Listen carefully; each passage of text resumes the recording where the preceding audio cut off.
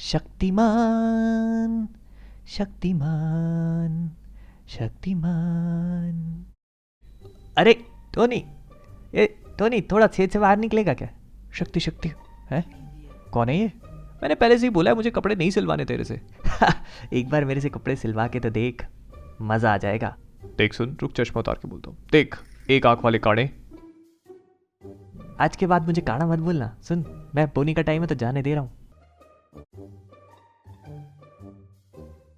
ओहो, ये आइटम कहाँ से लाया? आइटम मत बोल। देख टोनी, ये हमारे की मॉडल ब्लैक विडो। मेरा नाम है ब्लैक विडो। ऐसी पबजी खेलूं कि 6 XP ना लेने दूं। कमर से हाथ हटा काने। सॉरी विदु। तेरी दूसरी आंख से भी नहीं दिखता क्या तुझे? मेरे कपड़े नहीं है, ये लोहे का सूट है जो मैंने पहना है। वो क्या लोहे का सूट? ये जो तू पहना है लोहे का है? देख यार, सस्ता सूट पहन के खुजली हो गई। विदु, लगा इसको। वो क्या लगाया मुझे? झील का मुंह। दिन में अगर 3 बार और रात में अगर 6 बार पिएगा तो पूरी तरह से खुजली मिट जाएगी तेरी और दोबारा कभी होगी नहीं। अब इसी बात पे सूट बनवा ले, डिस्काउंट दूंगा। हे गाइस, कॉमिक वर्स के एक और एपिसोड में आप सभी का स्वागत है। तो शुरू करने से पहले मैं आप सबको GamesOp.com के बारे में बता दूं। आजकल GamesOp.com काफी चर्चे में है क्योंकि लोग आसान गेम्स खेलने के लिए पैसे दे रहे हैं। इसे यूज करने के लिए आपको ऐप डाउनलोड करने की जरूरत नहीं है। बस अपने डिवाइस पे क्रोम खोलिए, GamesOp.com पे जाइए और काफी सारे फ्री गेम्स खेलकर आसानी से 150 रुपए, कभी स्मार्टफोन, कभी लैपटॉप, ये सारी चीजें जीत सकते हैं। और जो भी जीते हुए पैसे उन्हें पेटीएम में निकाल लो या फिर उनसे मोबाइल रिचार्ज कर लो। समझ नहीं आता इनके पास इतने पैसे आ कहाँ से रहे हैं। एक बार फिर से बोल रहा हूँ, GamesOp.com। तो आज एक बार फिर से मैं अपनी क्वेश्चन एंड आंसर वाली सीरीज में 4 अलग अलग क्वेश्चंस को लेकर आया हूं जो मार्वल और डीसी से रिलेटेड है और इस पूरे वीडियो में हम उनके जवाब ढूंढने की कोशिश करेंगे। तो क्या डीसी वाले अपने यूनिवर्स को रिबूट करना चाहते हैं या फिर एमसीयू में इन्फिनिटी स्टोन्स को क्रिएट किसने किया है? ये सारे के सारे काफी क्यूरियस सवाल हैं और आज इन्हीं सवालों के जवाब मैं आप सभी को बताऊंगा। तो कॉमिक वर्स से मैं हूं मोहित और बिना टाइम वेस्ट किए चलिए शुरू करते हैं।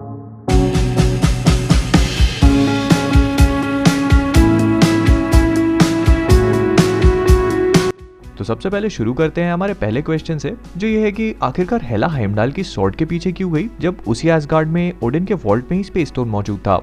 तो इसके 2 पॉसिबल एक्सप्लेनेशंस हो सकते हैं। पहला ये कि हेला को टेसरैक्ट के बारे में इतना ना पता हो और वो उसकी पावर्स को गेज करके भले ही उसके पावर लेवल्स को जान सकती हो, लेकिन उसका यूज क्या है ये नहीं।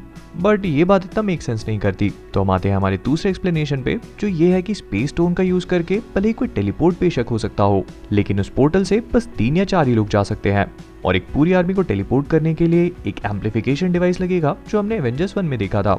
और हेला को भी एक आर्मी टेलीपोर्ट करनी थी, तो मे बी इसीलिए स्पेस स्टोन उसका पर्पस सर्व नहीं करता। इसके बाद आने वाला नेक्स्ट क्वेश्चन ये है कि क्या डीसी वाले अपने यूनिवर्स को रिबूट करने वाले हैं? तो डीसी का एक्सटेंडेड यूनिवर्स उस तरह का टर्न आउट नहीं कर पाया जैसा डब्ल्यूबी वाले और हम सब होप कर रहे थे, और इसके लिए रिस्पॉन्सिबल भी वो खुद ही हैं जो अब स्नाइडर कट को रिलीज करके अपनी गलतियों को फिक्स करने की कोशिश कर रहे हैं। और ऐसा भी सुनने में आया कि अगर ये मूव सक्सेसफुल रहा तो बेन एफ्लेक के बैटमैन को HBO मैक्स पर एक सोलो सीरीज मिल सकती है। लेकिन अब सवाल ये है कि रॉबर्ट पैटिंसन की एक नई बैटमैन मूवी आ रही है जो एक ट्रिलॉजी होगी, फिर एक्वामैन, वंडर वुमन और फ्लैश वही पुराने वाले हैं, तो अब ये सारे के सारे सुपर हीरोज अगली वाली जस्टिस लीग मूवी में एक साथ कैसे आएंगे? तो अब यहाँ पर 2022 में आने वाली फ्लैश पॉइंट मूवी काफी इंपॉर्टेंट हो जाती है क्योंकि मोस्ट प्रोबेबली डीसी वाले इस मूवी से अपने यूनिवर्स को एक सॉफ्ट रिबूट दे सकते हैं।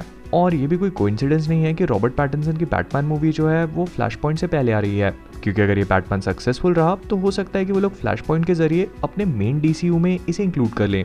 और जो लोग कंफ्यूज्ड है मैं उन्हें बता देता हूँ कि ये वाली मूवी डीसी का एक काफी बड़ा इवेंट होगी जिसमें हमें फ्लैश, साइबॉर्ग और डीसी के और भी कई सारे सुपर हीरोज देखने को मिलेंगे।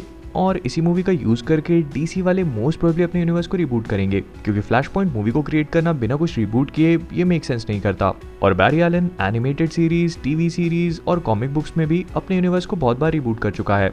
और इसे डायरेक्ट करने वाले एंडी मुशेटी ऑलरेडी इट चैप्टर 1 और 2 बना चुके हैं जो मल्टीपल कैरेक्टर्स की स्टोरी को कैसे कंबाइन करना है ये बखूबी जानते हैं। तो क्या डीसी अपने यूनिवर्स को रिबूट करना चाहता है? जहां तक है हाँ, लेकिन स्नाइडर कट के रिलीज होने की वजह से अब काफी सारी चीजें चेंज हो चुकी हैं, तो समय ही बताएगा कि क्या होता है। इसके बाद नेक्स्ट क्वेश्चन ये है कि ज़ेंडार पे आखिरकार हुआ क्या? तो इन्फिनिटी वॉर की स्टार्टिंग में हम देखते हैं कि थानोस के पास ऑलरेडी पावर स्टोन मौजूद है, लेकिन लास्ट जब हमने इस पर्पल स्टोन को देखा था तो ये नोवागोर की प्रोटेक्शन में प्लैनेट ज़ेंडार पे था। तो क्या इसका मतलब ये है कि नीला कांचा ज़ेंडार का सफाया कर चुका है? अब ये बात तो काफी ऑब्वियस है कि थानोस को पावर स्टोन मिलने के बाद उसने ज़ेंडार वासियों का कुछ भी अच्छा तो नहीं किया होगा। और थॉर जब गार्डियंस को बताता है तो ये भी बोलता है कि थानोस ने ज़ेंडार को डेसिमेट कर दिया। लेकिन इसका मतलब क्या है?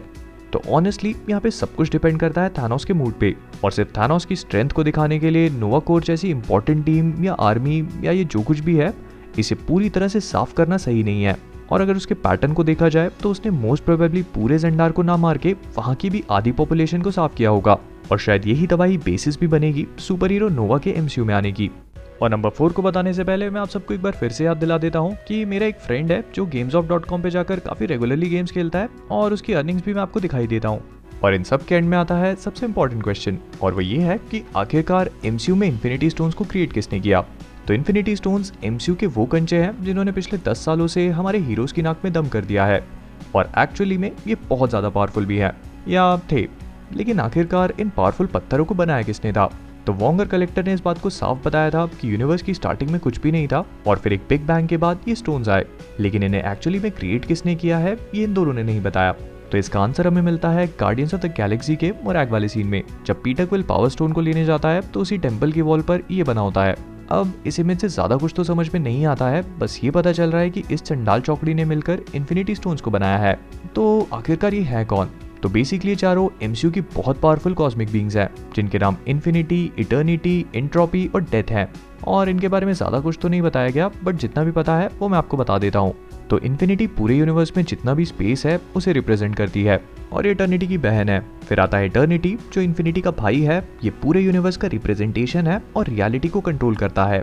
इसके बाद आता है एंट्रोपी जो इटर्निटी का बेटा है, लेकिन आप लोग गलत मत समझना क्योंकि दोनों की दोनों कॉस्मिक बीइंग्स एक ही साथ एग्जिस्टेंस में आए हैं। लेकिन एंट्रोपी का काम है हर चीज का डिस्ट्रक्शन करना, और इसी वजह से अपने फादर इटर्निटी और इन्फिनिटी के साथ लड़ता रहता है, और ये लोग मिलकर डेथ और क्रिएशन के एक साइकिल को कंप्लीट करते हैं। और इनके एंड में आती है डेथ, जो डेथ ही है। और आई नो कि इसके बारे में आप में से बहुत सारे लोग जानते होंगे, क्योंकि कॉमिक्स में ये थानोस और डेडपुल का इश्क रह चुकी है। हालांकि इसे एमसीयू में भी इंट्रोड्यूस करने का प्लान था, लेकिन रूसो ब्रदर्स ने इसे चेंज कर दिया। और इन सब कॉस्मिक बीइंग्स का मार्वल के कॉमिक बुक यूनिवर्स में क्या रोल रहा है और किस तरह से आगे जाकर एमसीयू में इन्फ्लुएंस कर सकते हैं, इसको लेकर मैं अलग से एक वीडियो जरूर बनाऊंगा। लेकिन तब तक के लिए बस आप लोग ये समझ लीजिए कि चारों के चारों चंडाल चौकड़ी रिस्पॉन्सिबल है एमसीयू में इन्फिनिटी स्टोन्स को क्रिएट करने के लिए। And I am very sure कि मार्वल के सिनेमैटिक यूनिवर्स में आगे जाकर इनका और भी बड़ा पार्ट होगा। अब वो क्या होगा, ये सारी थ्योरीज को लेकर मुझे कमेंट्स में बताना मत भूलिएगा। और अगर आप इस चैनल पे नए हैं तो प्लीज इस वीडियो को लाइक कीजिए, शेयर कीजिए और सब्सक्राइब करना मत भूलिएगा।